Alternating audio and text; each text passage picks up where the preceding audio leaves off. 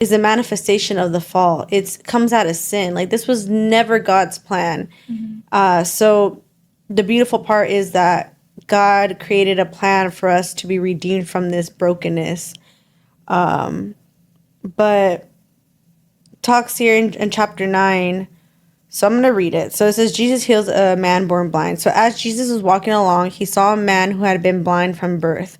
Rabbi, his disciple asked him, why was this man born blind?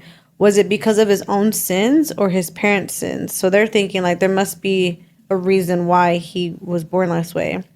Jesus said, it was not because of his sins or his parents' sins. Jesus answered, this happened so the power of God could be seen in him.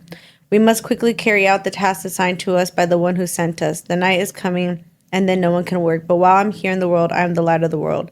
So, and then he goes on to spit on the ground, made a saliva mud, and put it on the blind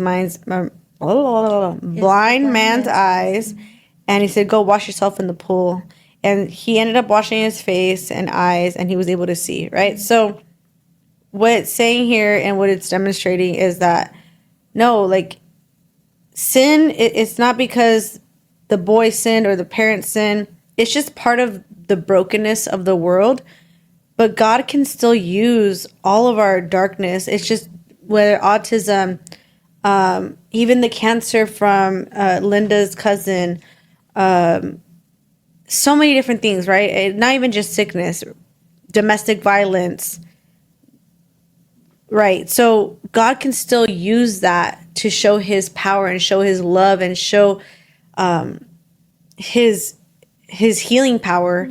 And so, yes, God doesn't heal everybody, and we won't know why, but it's definitely not because you guys did something as the parents or the child did something, right?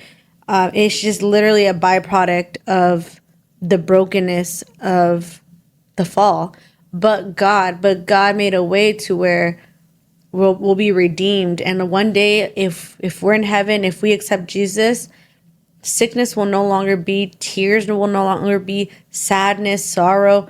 All those things are gone. They're removed. And it was never his plan. It was never his plan. And also, I know, again, who this is and everything like that.